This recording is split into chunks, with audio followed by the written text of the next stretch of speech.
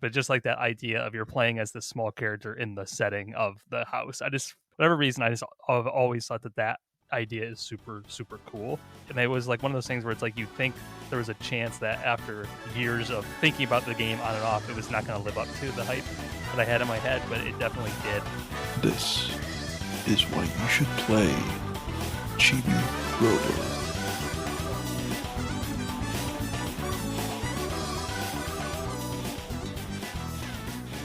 Why, hello, and welcome to another episode of Why You Should Play. I'm sure many of you are looking at the title of the episode. Some of you may be looking at the YouTube title and thumbnail and thinking, what in the world has he gotten himself into? And believe me when I tell you that when I first started this game, I had the same question myself. But as is always with the theme of this podcast, it is about passion and evangelism. And there has rarely been a brighter example of both of those things than the game that my buddy here has, I would say, almost religiously evangelized for and enthusiastically preached the good news of his beloved. But before we get to his beloved video game character, my buddy here is the third co-host of Backlog Brain Rot. I had his two other co-hosts for the Chrono Trigger episode, and he is their third partner in crime. He is obviously a massive Chibi Robo fan. He is a long-suffering sports fan, as a fan of the Nets and of the New York Jets. He is a fan of many a jumpy game, and he does love his short games. He flies through so many. I am amazed at how many games that he does play in such a variety, both single player and multiplayer. He is a fan of horror games and of books and dabbles in movies as well. He is also a fan of reality television, much to my chagrin. He is, most importantly and lastly, a dog father to really I would say the internet sensation that is Ellie. She is a Frisbee fiend. And so my once and future podcast partner, we actually half jokingly talked about doing a podcast together, but I think we're both really in better places right now. My buddy Brian is here. How are you doing today? I'm great. How are you, man? What an intro! I was laughing during a lot of it, especially the shout out Survivor. I mean, I have to fully admit, I forgot to take notes about you because a lot of times I go off of memory recall. I think it provides the best sort of spontaneous content for these things because it's simultaneously a test of my memory, and I can always edit it immediately after, so I can make myself sound even better. But no, how are you doing? Thank you for taking time out of your weekend. I'm doing good. It's been a crazy week. As you mentioned, Ellie, the Frisbee sensation, she's been adapting to life in the home now that we have brought in a puppy to, terrorize her. So that's kind of been my life for the last 2 weeks at this point. And so to clarify, how old is Ellie and how old is this new puppy? So it's funny, it just had been oh, Ellie's 3.5 years old, but then I realized that Ellie is, almost 4 years old at this point. I think she was born in the late January, so we're getting close. So she's getting older now, and the puppy is a little older than. So when we brought Ellie home, she was only 2.5 months old, I think. But this puppy is 5 months old now, so she's a bit more mature and honestly a lot less difficult than Ellie was as a puppy. She looks to be pretty big for 5 months old, or am I recollecting wrong? Or so we got her from the shelter, and so they don't really fully know what she is, but yeah, so Ellie is 4 years old and 25 pounds or so, and the little puppy is 5 months old and 25 pounds, so she's going to be bigger. Oh man, that's going to be fun. That'll keep Ellie fresh and young. Yeah, that's what I keep saying. They at first it was a bit dicey, but they say that's how it goes with dogs. And now, about a week and a half, 2 weeks in, they're getting better together. They play a lot, and I tell Ellie, I'm like, enjoy it this while you can, because you're not going to be able to just bully her around it like this for much longer. It's not dissimilar to humans. When the second child comes into the world, the first child has been acclimated to just sort of the world revolving around them for however long, and then the mom and the dad, have half the attention for you, and it takes an adjustment period. So, and I did promise an exclusive, so there was much discussion. It was the talk of many a community as to what the name this big beautiful dog daughter. Have you settled on a name, and what is it? We have. There was a lot of debate. There was not one that jumped out to us instantly like Ellie's. we adopted Ellie in 2020, like right on the eve of The Last of Us Part 2 coming out. So that's was like Mm. fresh in my mind. So that's where Ellie came from. So the puppy's name at the shelter was Stella, which we didn't really like that much as a name. And also we thought it sounded a little similar to Ellie. And then, she was home on a trial for a week before we adopted her officially. And we didn't want to name her until we knew it was going to work out. Because once you name her, you feel, you got to keep her. So we jumped around. My girlfriend did not agree with some of the names I was throwing out, all Spider-Man related names. I tried. No. No Mary Was Jane, sadly. was Chibi Robo proposed as a? It was actually that was a no. Oh, okay. But Unfortunate. You tried. yeah, I did. But we ended up deciding on Bonnie because we felt like Bonnie and Ellie go nicely together. That is a lovely name.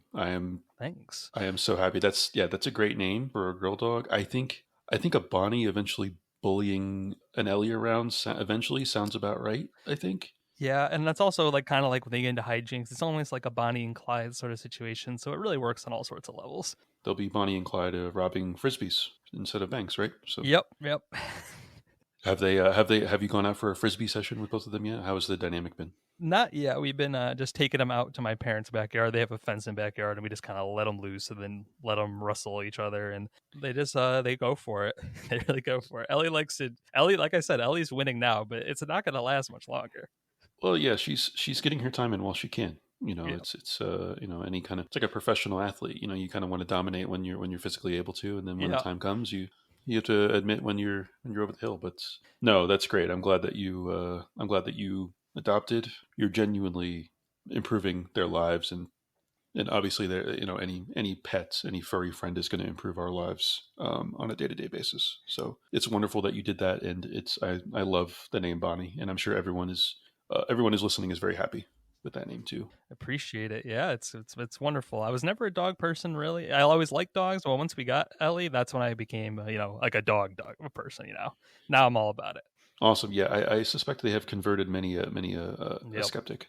Awesome. I wanted to address that. Anyone that I know that has pets, it's always been an emphasis of mine to ask how the pets are doing. Like when the esteemed Dustin Furman came on, and I think there will be. I'm trying to think. There will be at least one other future guest that I will be sure to ask them about their pet, and there will be another future guest. I will say next month where I will ask about someone else in their family that is a human being. That's what I will Mm. tease. So very good. I'll leave people with that little nugget to think about. So what I want to do, every little soft opening for his episode, I want to start kind of what you've been playing and fire away.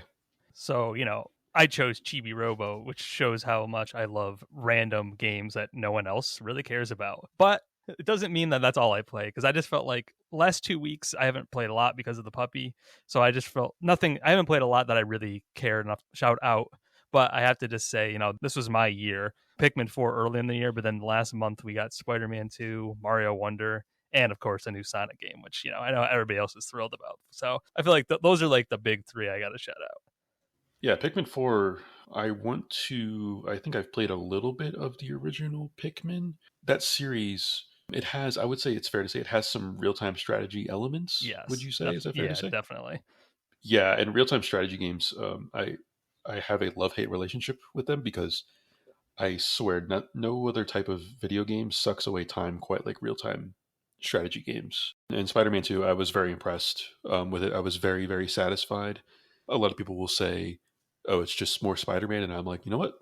Sign me up.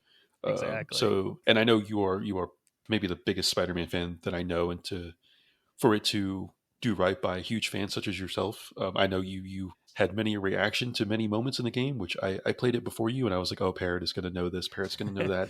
It's good to play and complete a game and then see others go through it and get the same reaction. So it's very rewarding. So I was very happy with that game too. What I also like to do with every episode is I like to run through the guest's personal experience, because I feel like whenever someone advocates for a game as much as, for example, you have with Chibi Robo, I think they must have something more meaningful of an experience with the game and background with it. So, what is your background with Chibi Robo? How did you come to fall in love with this amazing but small character akin to your beloved two dog daughters? so, so I was thinking about this, and it's It's definitely true. I feel like a lot of like hardcore love for a game can often stem from like nostalgia or your childhood or something like that. And then this game's like almost half that and half not. Because I actually never played this until like much later in my like childhood. Like I didn't play this until high school. But where I would say it begins is as a kid. I don't know for sure, but like I know my mom has talked about like one of the first movies she ever took me to see. It was Toy Story, and as you know from playing Chibi Robo, there's a lot of Toy Story DNA in this game. And I just have like a long love of Toy Story, and then the idea of the small scale character in a big setting, but the big setting is like a setting that you can recognize. So in this game, it's the house. So like when I was little, I remember going to my uncle's house who had a PS. He had like every video game system. He's where I got my like interest in video games from. And I remember him having, I think he might have even bought it just for me to play, but he had the Toy Story video game on PS1. I don't know if you ever played that. When you played as Buzz Lightyear, that one is like, it's a 3D game, and you're in Andy's house in the first level, and you're playing as Buzz Lightyear, and you're running around. And, it's not like a particularly amazing game at any stretch, but just like that idea of you're playing as this small character in the setting of the house. Whatever reason, I've always thought that idea is super, super cool, which also probably lends into why I like Pikmin so much. But, and then flash forward, and all through elementary school, middle school, even high school, I had a Game Informer subscription because we had a GameStop, and I would go there all the time, and I'd beg my grandmother to buy me games, and then I would sell those games back to get new games, for a fraction of their value. I don't know about you, but I long regret all those games I would trade in. But I remember in Game Informer there were ads for Chibi Robo, and I was just so interested in the idea because of like what I was talking about. But then I feel like, I was looking at it, and the game did not sell very much. So it's probably not surprising that I never found a copy of this game as a kid. So it's not like I had, back then, it's not like I could just search the internet and find it or whatever. So I just never found a copy of it until high school when I like remembered the game. And I went and I got a copy from GameStop, I believe. And I played it for the first time. And it was like one of those things where it's like you think there was a chance that after years of thinking about the game on and off, it was not going to live up to the hype that I had in my head, but it definitely did. I just loved exploring the house and all the different aspects. The gameplay, which we'll go into, was addicting to me, kind of like almost like an Animal Crossing feel, which I also loved at the time. But yeah, I think that's really the origin of what made me fall in love with Chibi Robo. Oh, that's good. And it sounds like, when we'll go into this later on in the episode, but it sounds like what they were going for, although it didn't sell well, I think for the people that did play it, the sort of themes and what the inspirations they were drawing from definitely had their intended effect on the people that played them. So yeah, that's good. And I know it obviously didn't sell well, which I think is part of why you advocate for it so much. And that's really a perfect example of this podcast, is that this game really didn't sell well at all. It did get some sequels, which we'll Yep. address later on in the episode. A surprising number of sequels, and it did review pretty well. If you go on Metacritic, I was surprised that the critic reviews were pretty decent. They were like in the mid 70s. They weren't terrible for a game that commercially seemed to have flopped. But the user reviews were very good. I think they're in like the mid 80s or so, 8.56, something like that. So I was very surprised to see that. What I wanted to start out with is, I'm always curious with kind of the development story of games, and I looked up the developer of this game, Chibi Robo, which has the subtitle "Plug into Adventure." The box art is very cool. I believe he's holding his own power cable, which is attached to him over his head. It's kind of a funny animation for a very cute character. I think Chibi Robo is 10 centimeters tall, according to the ironclad canon of the universe. And so, yeah, he's very small. So, like when Brian said that you're a small thing in a very large world, you very much are.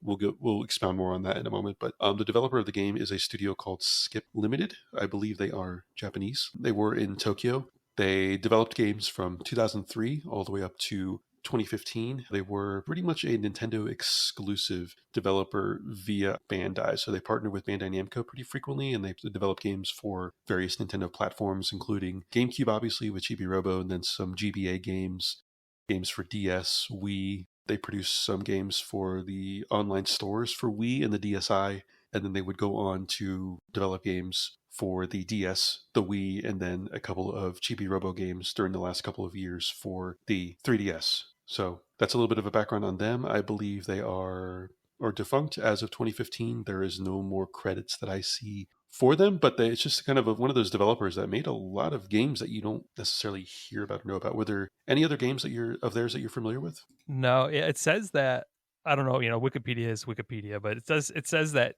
by 2020 they have not released a game since 2015, but they had never actually officially been defunct. They're just out there, or they're defunct and no one knows, or this hasn't been updated. I'm not sure, but You would think if they got credited on, because like with big games nowadays, like every single outlet or entity gets credit, if not in the opening credits, then in the back credits, and so maybe just the wiki hasn't been updated, but maybe I don't know what they're doing. They're doing yeah, such background work that they're not getting maybe. credited, and I know Japanese developers are much more close to the chest about which studios are working on what. So even internally, Nintendo has very cryptic names for their studios. They have like I forget the external partner development team 8 or some weird. It's like a very government sounding code names for their team. They don't have cool names like Insomniac or stuff like that. So it can be hard to determine who is working on what. But that adds to their mystery. They may or may not be defunct. They could still exist. We don't know. So, but yeah, that's the background on them. Like I said, we're both looking at here. They have a Wikipedia page. They had a logo, and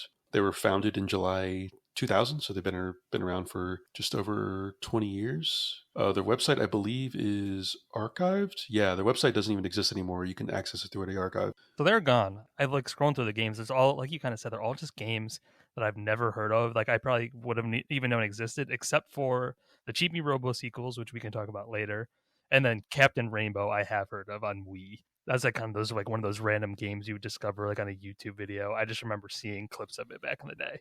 A vast majority of their games are either straight to an online store or a handheld. Their first game is called Gift Pia, was for GameCube in 2003, but they have a few games at the beginning and end of their life cycle that were for console, but all the ones in the middle of their tenure were for either straight to online store or for handheld. So yeah, it's just one of those developers that doesn't seem like they ever really broke through to be really prominent, but which is kind of a shame given this game that we'll heap all sorts of praise on. Yeah, I always like to give a kind of a shout out to the developer and what their history is, and that there's more to a developer than necessarily just a single game that we recall. So I always want to be curious about what else they worked on. So let's finally dive into this game itself. Chibi Robo Plug Into Adventure was released for the Nintendo GameCube, the wonderful console with the amazing library of games, which are now very expensive physically, much to my chagrin. I looked at getting a GameCube and maybe collecting games for about, I don't know, 5 minutes before I looked at prices.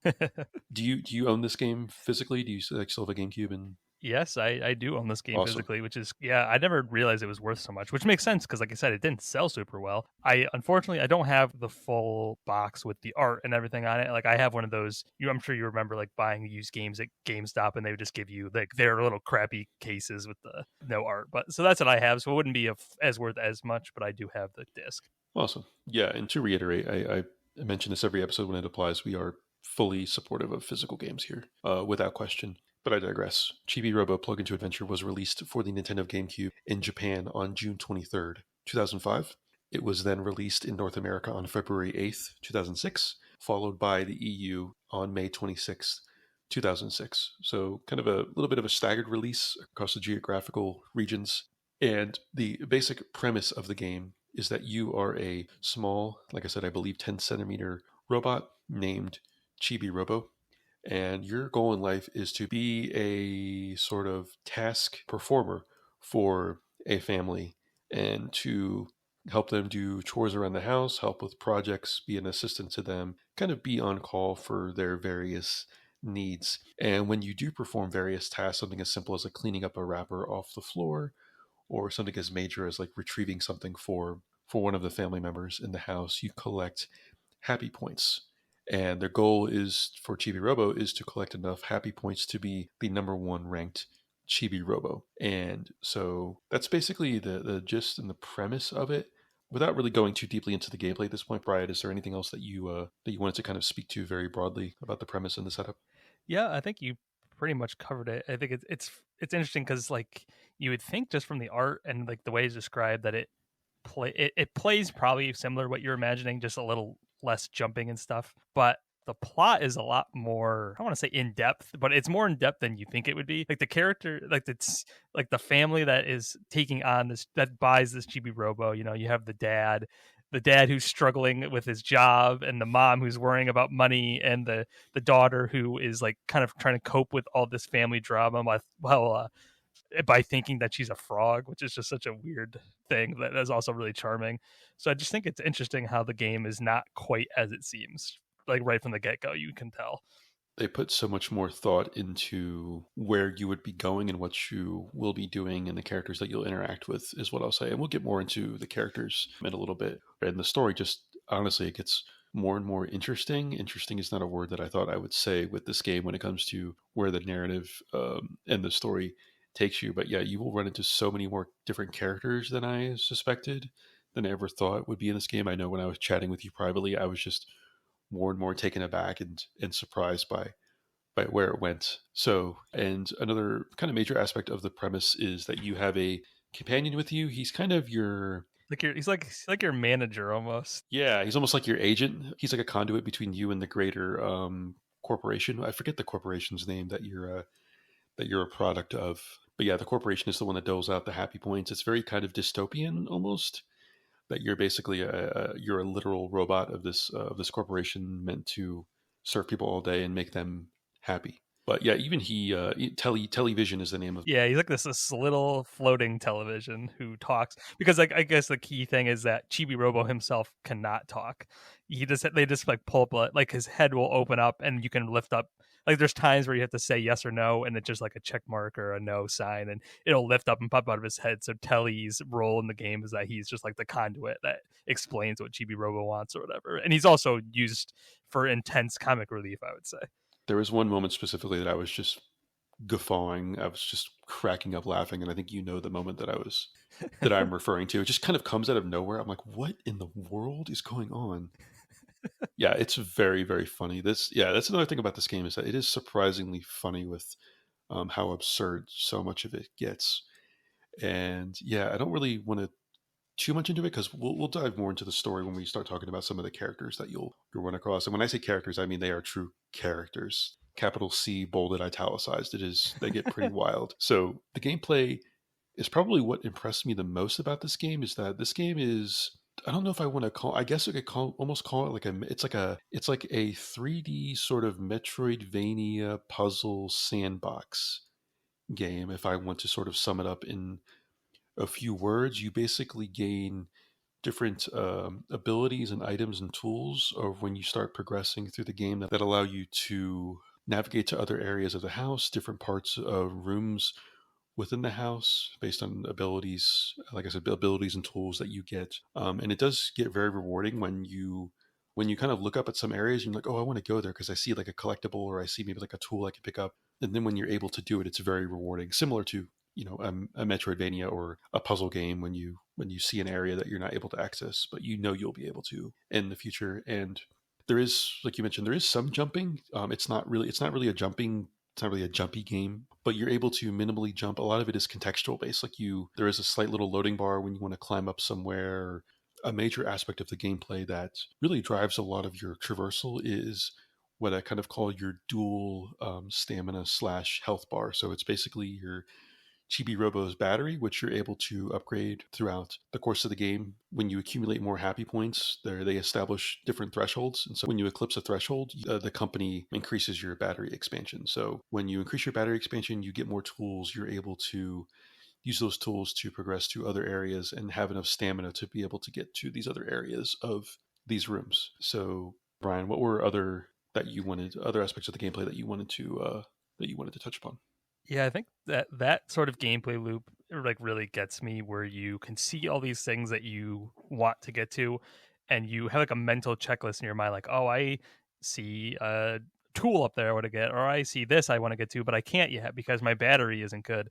So you kind of explore and you're cleaning up, and you know, one of the first things you find, which we should talk about, is just like how he has different tools, like you said, but like one of them is a toothbrush, which I just think is funny because all the tools kind of play into his size. So it's like, oh, there's there's muddy dog prints on the ground, but I don't know how to clean them. It's like, oh, but I found a toothbrush, so now I can use that to clean up the paw prints. So you're kind of using the cleaning, picking up garbage, cleaning up messes as like a way to gain the happy points, which increase your battery, which lets you explore further and higher than you could before.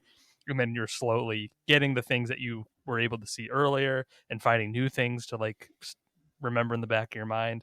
I just think that kind of loop really speaks to me and really makes me feel addicted playing a game.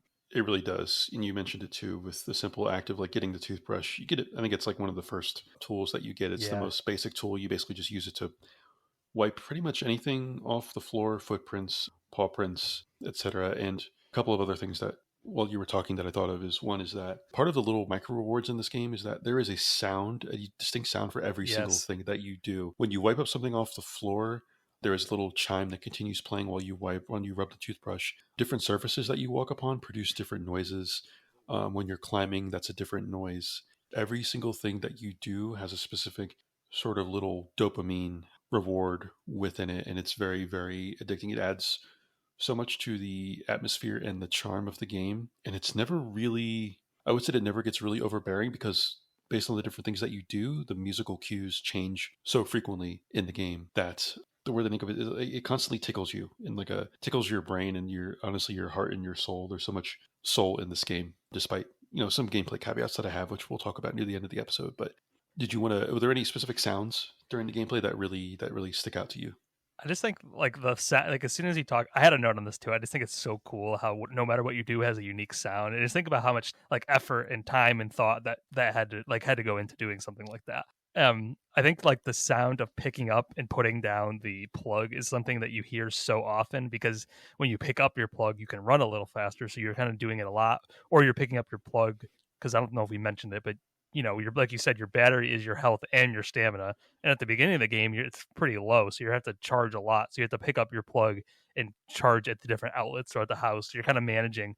Oh, I can do this, this, and this before I'm gonna, run out of battery. So that's also part of the loop. But yeah, I just think that sound of picking up the plug and putting it and then dropping it is just something that it's like in my head. I can just perfectly imagine it. One other thing I wanted to highlight too, and this actually kind of plays into the sound. Well, actually, a couple of things. You mentioned picking up your plug that's attached to you, and you can see it on the box art. It's this plug is attached to him, and you can carry it over his head. Is that not only do you move faster, the constant theme that's the music plays faster too. So Yep. it's accommodating to your literal play speed, your little traversal speed that you're going at. It's just a subtle bit of thought that I don't know that I've seen many other games do. Like when you get the star power up in Mario, for example, the music starts playing much faster because you're more powerful and you can move faster. But it's not necessarily at will, right? Like you still have to get the star power up to do that. And Yeah. Sonic, I think, does something similar with increasing the play speed of the music. But yeah, and another aspect too is there is a genuine day night cycle Yes. in this game as well. And the game will clearly tell you, either television or one of the characters will tell you, like, oh, I'm going to be doing this at night, or it's best to wait till nighttime to do this, or maybe I'll be around here. And it's part of the management of, like you said, kind of planning out what you need to do or when you can do something. Yeah, that's a good point. I was going to bring that up too. Just it all ties into that idea that you always have something else that you want to be doing while doing other things, and it just kind of keeps that loop going. It's almost like not at all similar games, but like Persona 5 or something where it's just like, oh, I want to do this day, that the other thing the next day, and just like kind of managing that is a lot of fun to me for some reason. That's just like a gameplay loop I really like, which I guess, there's a lot of similarities in like what I like about Chibi Robo versus something like Pikmin. It's very similar in that way. Within the context of being a little worker robot, it's a perfect thematic gameplay loop for everything that you need to do. And what's kind of good about it is it's more engaging for the player too. Is that you don't have a literal checklist. You just kind of have Right. to remember things that you need to do in specific rooms, or you'll remember like, oh, I have this thing, I have this item to give to this character in this room, and I can do this other thing in this room, or in the meantime, while I'm there, I can pick up some garbage on the floor and put it in the trash can. And what cracked me up too that I picked up on, I think about halfway through the game, is that there are some subtle storytelling character things, like when you're in the same room as the dad or the child, there's just a lot more trash around. There's like Yeah. wrappers and versus the mom who's like it's always clean on the floor around her. There's like hardly anything to pick up and throw in the garbage. So that just kind of little thing cracked me up. And the dog like leaves footprints when it's going in and out of the sliding door in the kitchen out to the backyard. And yeah, it's just little funny things that you pick up on, and you'll know like, oh, if I need a few more pieces of garbage for more happy points to put me over the edge to get more battery, I can just go here and grab this, pick up these items real quick and throw them in the garbage. So Yeah. Also, like the day and night cycle is very good from a like a literal story sense, but also just like you were saying with the garbage. But it's like as the story is going on, you're learning. You can kind of learn more about the characters even just by what they're doing in the house based on day and night, which I also think is just like a subtle but really cool touch. you kind of hinted at it, I believe, earlier. We don't want to get into spoilers, but there is some like genuine like character dynamics at play with what's going on. I was taken aback. I'm like, wow, they're actually kind of broaching upon some touchy subjects, and it does. They do take it further than I expected, but they do it in a very effective way, and there definitely is a resolution to all of it. It's surprisingly very touching at the end.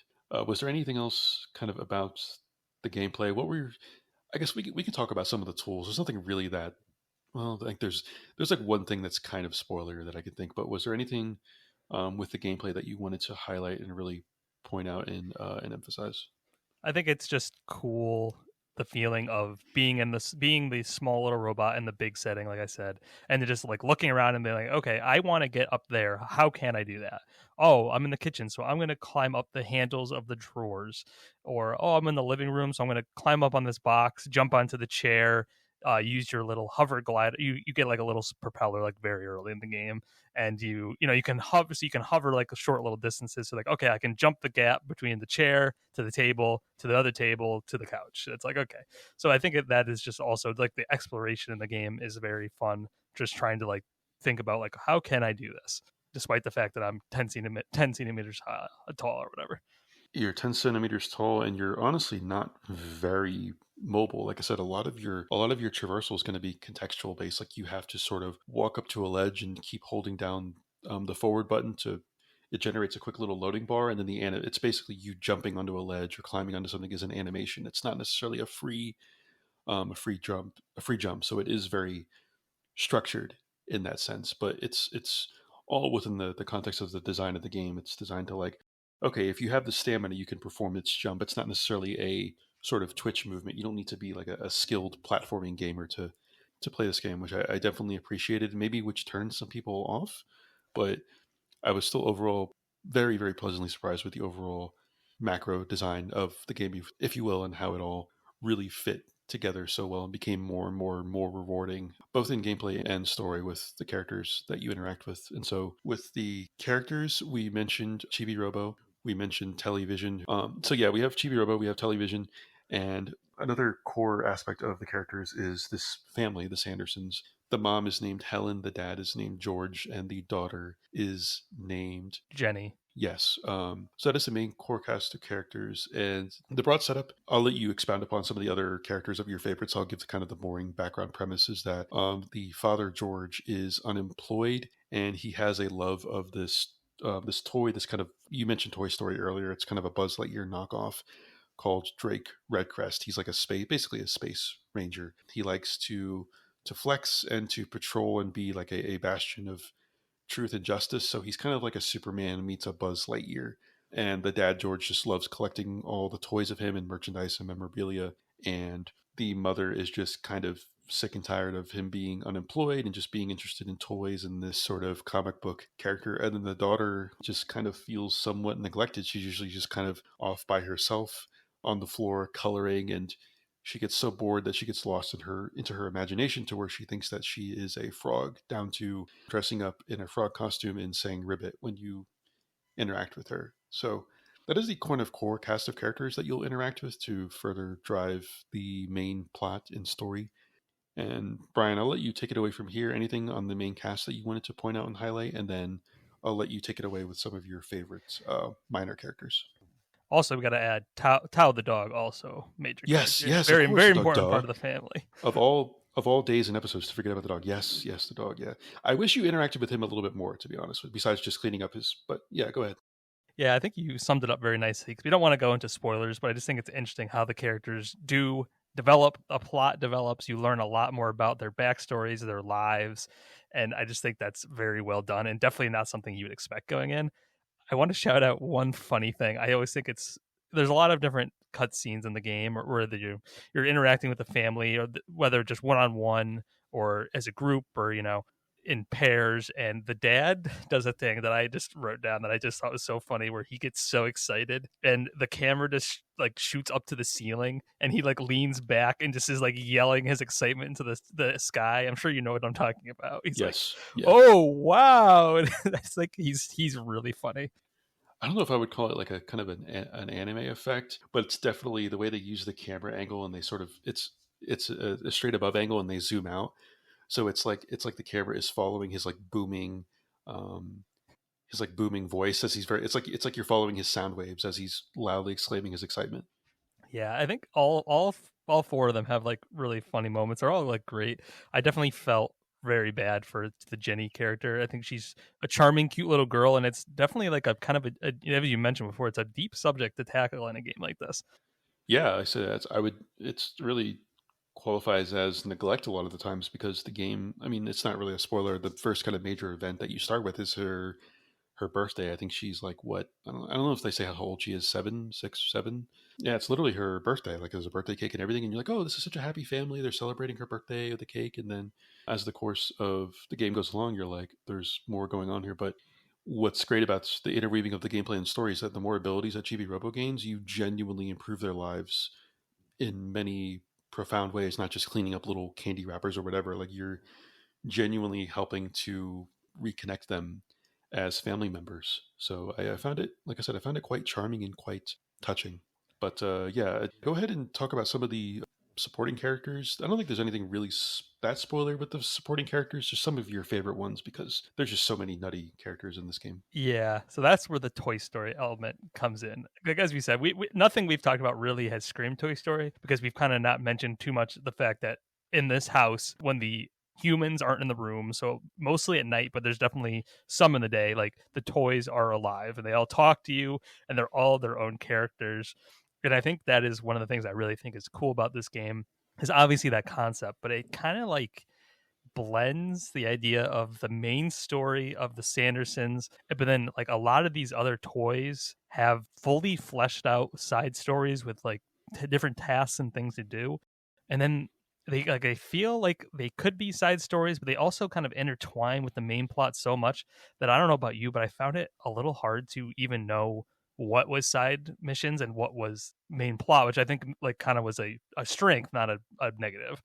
Yeah, I would definitely agree. There is no formal quest log. Like there isn't like a list of main quests and side quests in like a lot of these what would be modern day games. So I think it did make you more curious as to like, hey, is this a side quest? Is this a main quest? Where's this going to go? Yeah. And like you said, a lot of them interweave together. Like there's I don't want to say a knockoff, but there's like a kind of an inspiration for the Army Men toys, but they're all eggs. And they have Yes. this ongoing feud with the dog Tao. They're like, this thing is a menace. We need to one of the last missions with them is basically to train how to contend with the dog, and you're literally getting dog tags from like fallen soldiers and stuff. Like it's just so wild. Like what is going on right now? And you have to do like obstacle courses to prove yourself as a member of their squad or their platoon. And there's a Sarge character. He has like a mustache and he's very drill sergeant. He's always yelling at them and ordering them around and running them through drills and push-ups and everything. So Tell them that Chibi Robo is better than them. I love that. He's like, Chibi Robo's a real soldier. The eggs are definitely the egg soldiers, the free rangers. I wanted to shout out, and then I think you mentioned, but Space Hunter Drake Redcrest patrols the living room at night, and I think he's a really fun character. He gives you, an item so you can be like him, and then he just he thinks he's protecting the house and he's really just circling the living room, and he has such dramatic poses. He poses and fireworks shoot out, and I just love like how over the top he is. and you reminded me of that too with his pose. Like you pose in front of him every so often in your suit, and you get like 10 happy points. And talking about interweaving characters, there's a caterpillar. I think it's a toy caterpillar character named Yeah, is it Sophie? I believe is the yeah, I character's think name. so. Yeah, she has a crush on Drake Redcrest. So when Drake Redcrest gives you his uniform, you go over and talk to Sophie in your uniform, and she just like basically swoons and almost passes out and loses her composure. And it's just so adorable and funny. And there's different things like that you'll pick up on cues. Like you'll get a frog costume, and when you go up to Jenny in your frog costume, she gets happy, and you get happy points. And there's another side quest involving the frog costume I don't even want to spoil because it's just so nuts and insane. But that's another aspect too, is the costumes actually have meaning and purpose. They're not just like meaningless cosmetics. They actually have utility to them. So I'm trying to think of other characters that I wanted to highlight. There's a lot of interesting ones. There's Captain Plankbeard, who lives in the basement, the pirate. And then I actually don't even know how to pronounce that. I don't even know what the toy is supposed to be. The Great Pico or whatever it is. Oh, the It's fortune teller. Yeah, it's like I don't even know what it's supposed to be. It's a very I think it's bizarre looking toy. Yeah, it's peyote. I think it's supposed to be like a spin on like Native American. That was an interesting one because you can just like gamble away your money, which is so random. And I did it, and I was I was totally ready to cheat and save state my way to riches, but I never even had to. I just got it right 4 times in a row, and I was instantly went from 2,000 coins at the beginning of the game to max. So I'm like, okay, kind of broke the game a little bit. We were chatting about our progress broadly throughout the game, and you basically broke the game. Like you broke the economy. You can buy like pretty much everything, Yep.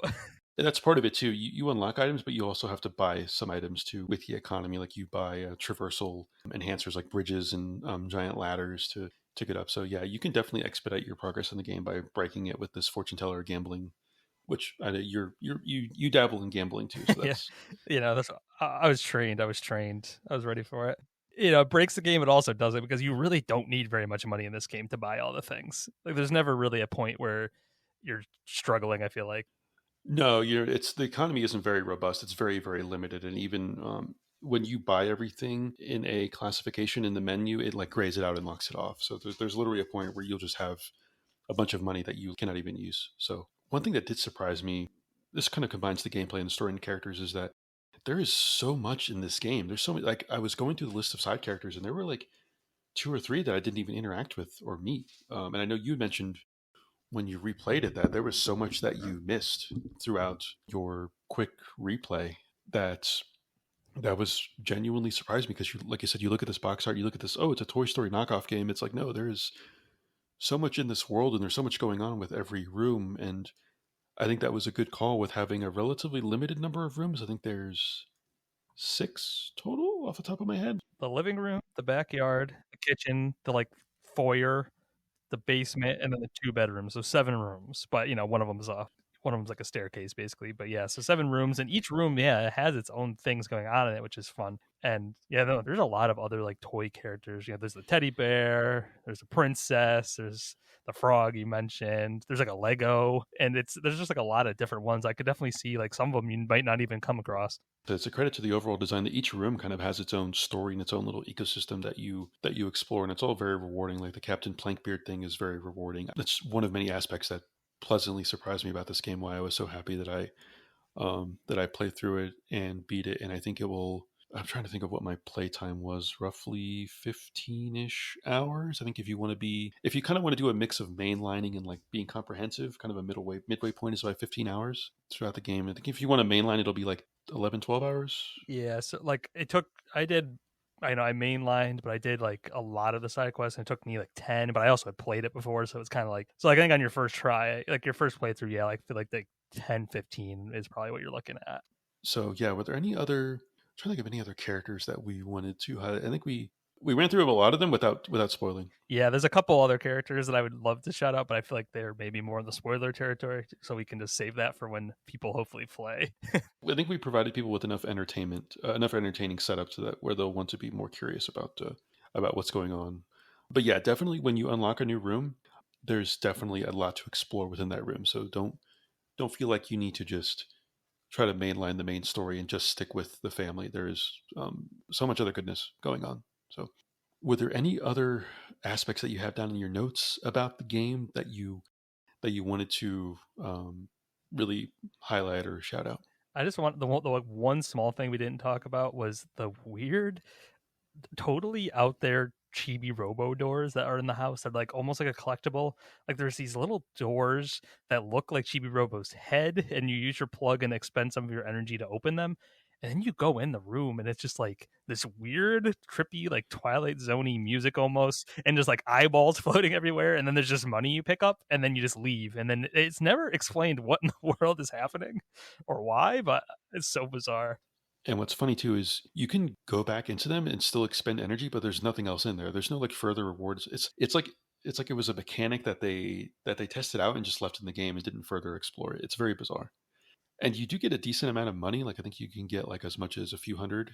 I don't know what the currency is called. Moolah. Moolah, yeah, is it called moolah? Yeah, so it can be worth it. I think you expend. What do you expend? I think you expend like 10 energy or 10 stamina. Yeah, something like that. Yeah, that is a very bizarre aspect of the game. And so nothing else with the kind of the gameplay or the story of the characters. What I wanted to get to is kind of the caveats. And like I said, I didn't want to be we're never negative on this podcast or with any of the episodes. And but I do want to kind of establish some qualifiers. And the first one that I have that I kind of hinted at is it can be pretty obtuse as to what to do next to progress in the story. There's no map markers, there's no prompts, there's no quest log. What you really have to do is engage with the characters. You have to go up and initiate conversation with them, and they'll usually, um, if not explicitly tell you what they need or what they want, they'll hint at something else that you need to do involving another character or another room or another time of day. Would you agree with that to kind of set people's expectations? Yeah, that is one of the things I wrote down. It's where we said before, it's makes the world feel alive when you have all these side quests and they kind of are intertwining, but that's where it can kind of be confusing sometimes where the side quests give you things that you need to progress the main quest, but you have no real way of knowing that that's what you're supposed to be doing. So there can be times where you're just kind of just wondering what's going on.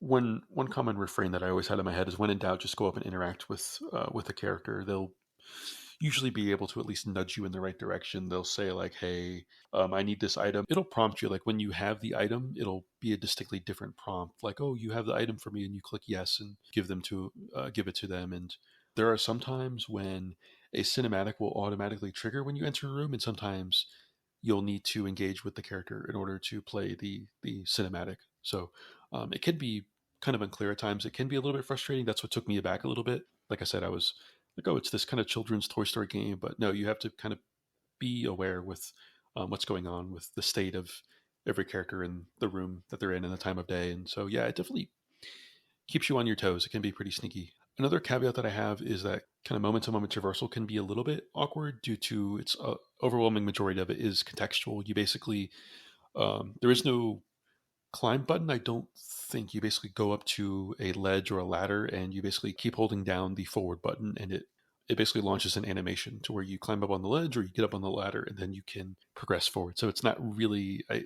don't think I even called it a platformer. So that's just one thing to keep in mind. Was there anything about like the traversal, moment to moment traversal that you wanted to specify? Yeah, there's definitely some moments where like I would say, like, generally speaking, the camera in this game is not an issue, which is nice. But there are definitely times where it's like a little bit of a tight spot, and sometimes you don't. I don't know. There were times where I didn't notice there was a gap, and I just like accidentally walked off.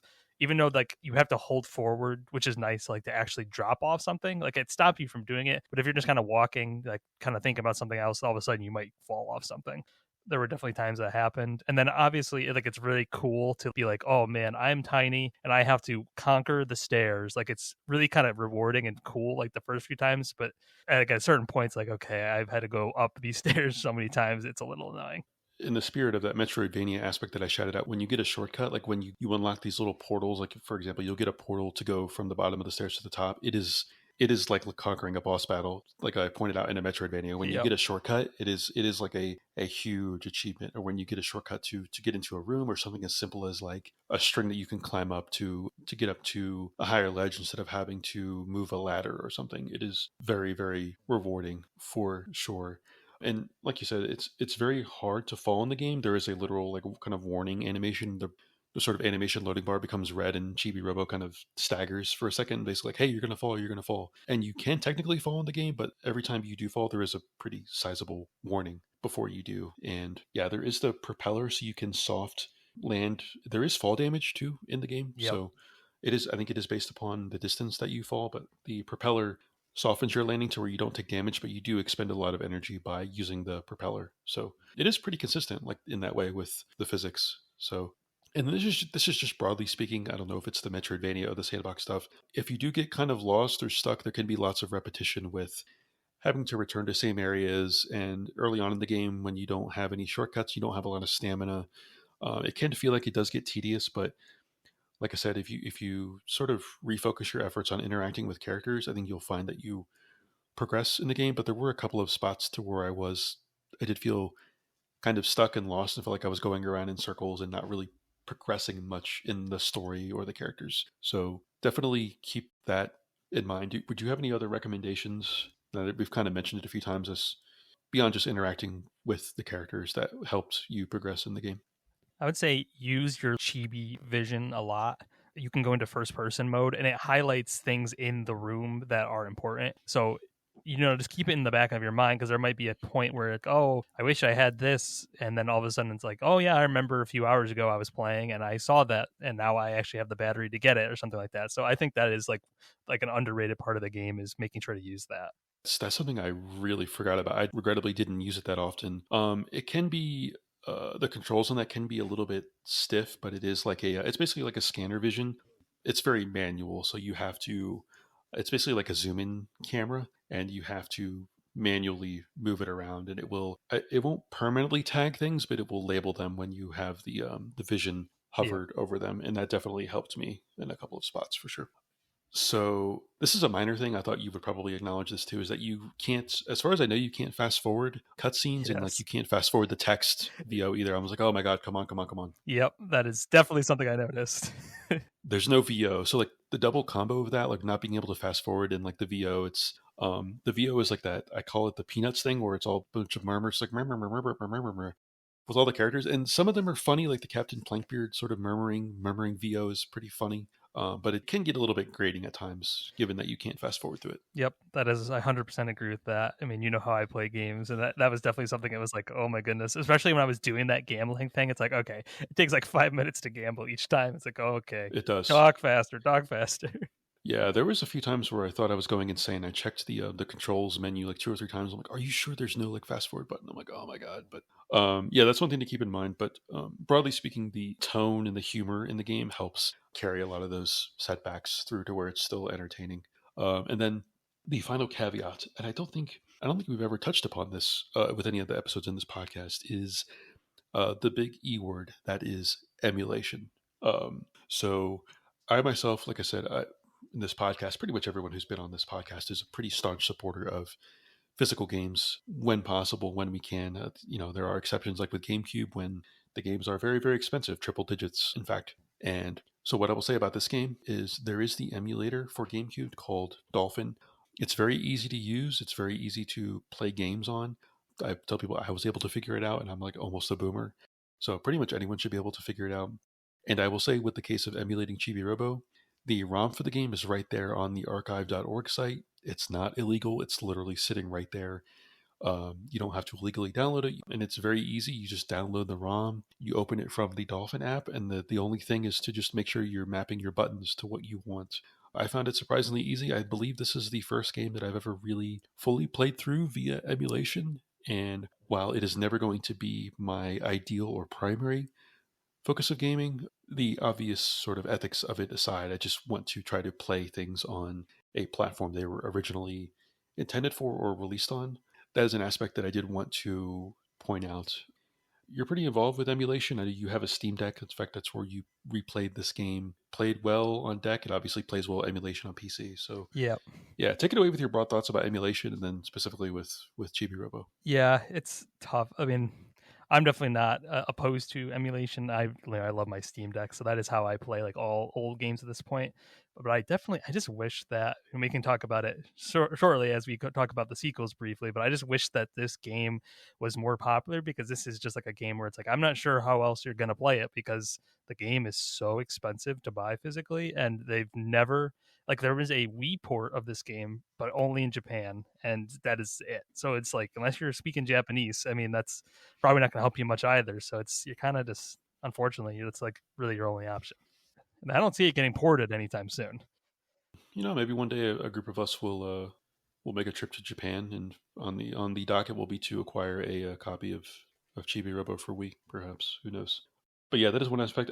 In fact, I think what I'll do is I may even consider just putting a link to the archive .org for the game's ROM in the episode description, because again, it is right there, basically a public access, public domain site, and that's why I didn't really feel that bad about doing it. And I think I mentioned this with coincidentally enough with Chrono Trigger, like Nintendo, whomever, Bandai, whoever's responsible, whoever owns it, just port it forward. Like please get the GameCube library on Switch Online. A GameCube Mini with a full library would be so cool with how well they did like NES and SNES classics. Some type of GameCube support with the library would be so amazing, because that is an awesome console with such a wonderful library of games, I think. And that's one thing with this game that I wanted to highlight in this episode. I would be remiss if I didn't mention it, because it is the way that I played the game, and I really didn't have any issue.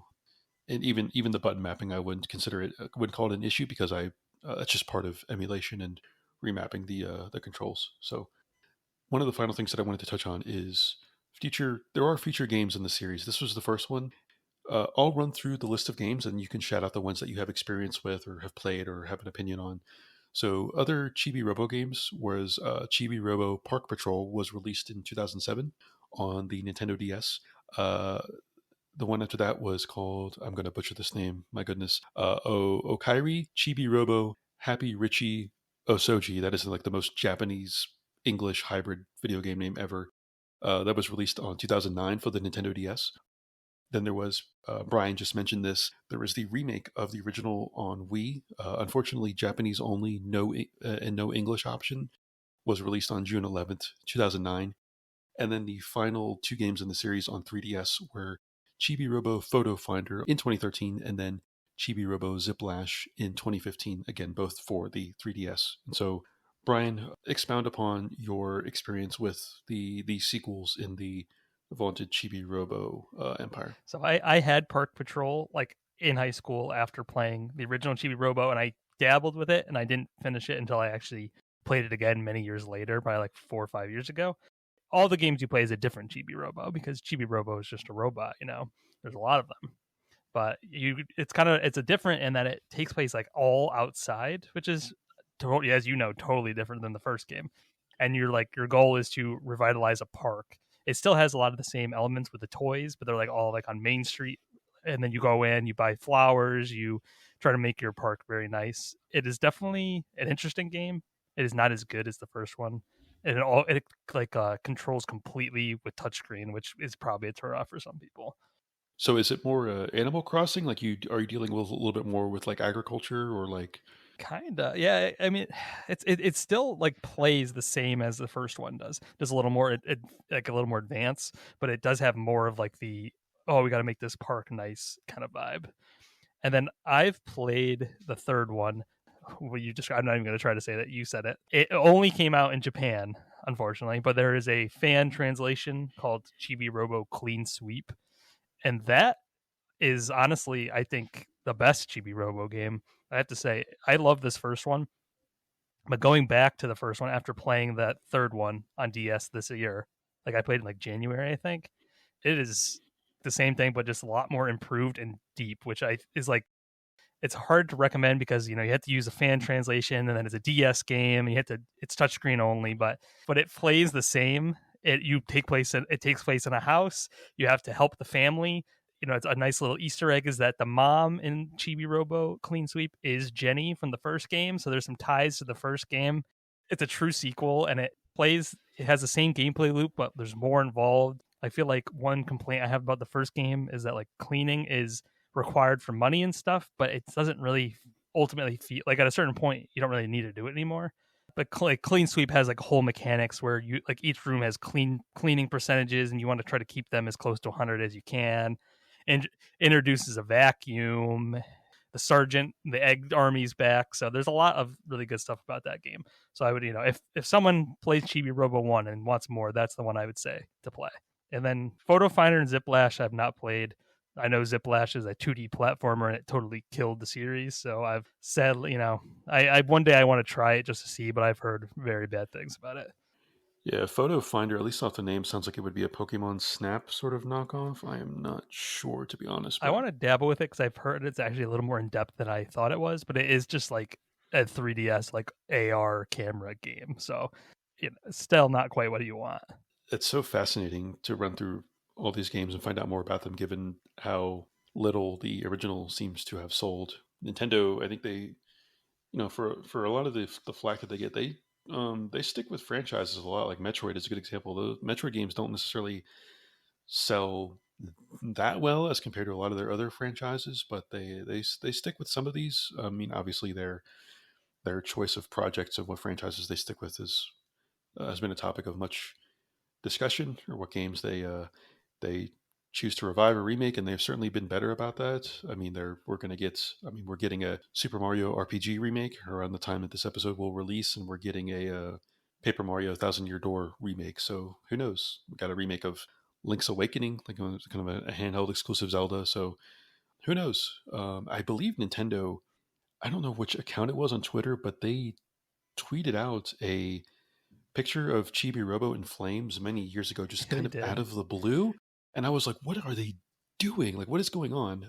So who knows? Who I would knows? assume they own the rights to it. Yeah. Well, cheap. It would be cool. Modernize the controls. Maybe do a remake of this game would be actually be really really cool. It would be really awesome. Yeah. I mean, Chibi Robo is still around. I mean, he hasn't been around in its own game since 2015, but they made an amiibo of him, and then he's in Smash Brothers Ultimate. I mean, he's a what are they called, the spirits? There's two of him, and Oh yeah, Shadow Fighter, whatever they're called. there's Yeah, two yeah, yeah. spirits as him, and then there's a me costume of Chibi Robo. So he's gone, but he's not totally forgotten. So you never know. They should put him in Mario Kart. I It's know. like a perfect Mario Kart character. Yeah, it's such a great episode to explore like a minor character in a minor game like this. I Yeah, know. and who knows? I mean, it would be great. I would be totally be open to another entry in this series. Give it a nice glow up, even if it is a remake of the original. I think it definitely has a lot of potential because the core we touched on it already, but the core gameplay loop is still there. I think holds up remarkably well, despite, like I said, some aspects. But now I have one final surprise. I'm always full of surprises on this podcast. And my surprise is partially for the audience, but it's mostly for my guest here. And is that in the first time in this podcast's history, we are using a listener write in. Oh boy. This listener's name is, we'll call them Cedar, like the tree. And Cedar wrote in, Dear Wisp, I am a huge fan of the podcast. My sources recently informed me that you were doing an episode on Chibi Robo, and upon examining the game, looking at the premise and the characters and the story and the environment, given how big of a fan Brian is of Chibi Robo and the property, what would he think of a Chibi Robo adaptation into a Oh my movie or god. TV show? They wanted to expand upon. They're full of ideas. They're very passionate, creatively inspired individual. They said, given the Toy Story premise, would you want it to be a full CGI movie like a Toy Story, or perhaps maybe a combination of CGI and live action? Because they said how cute Chibi Robo is. He is honestly as adorable as Paddington, and there's definitely potential there for as to make not only one but potentially a sequel of two beloved movies as beloved as the Paddington movies are. So what are your thoughts on a potential Chibi Robo TV or movie adaptation? I feel like it would be a hard I don't know. I feel like it would be a hard story to tell in a movie. I feel like a TV show would work better. You could have the It's true. overarching plot go across the season, and then you could have each episode could focus on like a different toy perhaps. Maybe that would be a way to go about it. I feel like full animated would have to be the way. I don't know what you think, but because so many of the characters are toys, you're already kind of going that way anyways. Mhm. So I think that, but it also could be interesting. I like the idea of a little, what if he's like a little claymation Chibi Robo? I mean, that would be pretty cool. Yeah, that would be pretty cool too. I think that would fit in like with like how I don't want to say clunky, but how deliberate his movement is with traversal. I think it would translate to like stop motion perhaps as well. Would be really really cool. I think the characters would translate. And yeah, I think a sequel, like if you were to do a season two of a TV show or maybe like a sequel, you could do that sequel where Jenny is older. Because again, Yes. the Chibi Robo lore is just so expansive. It's much more expansive than I certainly thought. And I'm sure many people would have ever expected before starting this episode. But yeah, I think there is so much in. I do agree. I think a TV show would be best because there is so many characters and so many storylines to explore. And I think maybe you could kind of spend each episode introducing a different room for every like first few episodes, and then really take off from there with what is going on. And the day night cycle is certainly something you can incorporate. There's just so I think there's just so much possibility for an adaptation, but I do lean towards it being animated. I mean, I can't imagine Nintendo ever turning something animated into a live action adaptation. There's no way that they would ever. There's no way that they would ever do that, right? Like not with any, No. especially not with any other major properties. Like that would be asinine to try to translate. Like I don't know, Mario or Zelda into live action. That would just be absolutely insane. I can't imagine that. The horror. I'm not I'm not the big adaptation guy, but for Chibi Robo, I love it because anything to bring the series back. Well, also like you could take the bones of this story, change it slightly, keep the toys, keep everything in it, but just like kind of rework how it is structured. And you could see Mhm. this thing as like an hour and a half Pixar style emotional movie. I mean, you could definitely see it with how the story kind of the themes it touches on and like where it ends up going and the emotions behind it. You could get something like that. And he's cute, like you said. I mean, he's a cute character, so he would be very marketable with people that actually care about him. Unlike apparently Nintendo. Yeah, I mean, like, I mean, Chibi Robo is just ripe for a Funko, as far as I'm concerned. Funko is another thing that you, of course, are a huge fan of. I always try to let you know when a unique Spider-Man Funko is on Yes, sale. For example, yeah, he's just ripe for a Funko. Did he ever get an amiibo? yes, he does. It came with Ziplash. I have it sitting on my desk right here. Awesome. Perfect. Yeah. So I mean, between just the first game alone, not even to mention the subsequent sequels and the lore, and obviously the cuteness of the character, there's so much more to mine from the Chibi Robo franchise. And if it was released as a movie, would you go to the theater to watch it? I would have to. I have to be there day one. I have to buy all the tickets just to show support, just to give them to random people so they go. We could definitely do like a meetup and like rent out an entire theater. I would totally be down to do that. And so like you would of course get like a large popcorn and get like a candy from the second row as well, right? What that would be like, Yes, of that'd be course. priority. Okay. Extra large, extra large. Extra large with butter. Yeah, and you know what? Maybe they could have little chibi robos walking around. Who knows? That would be amazing. Yeah, there's definitely a lot of potential for this franchise. Nintendo, Mr. Miyamoto, I know you guys are in the mood for adaptations again. This is just rife. Give us a call. I have many consultants on standby. There's an expert right here.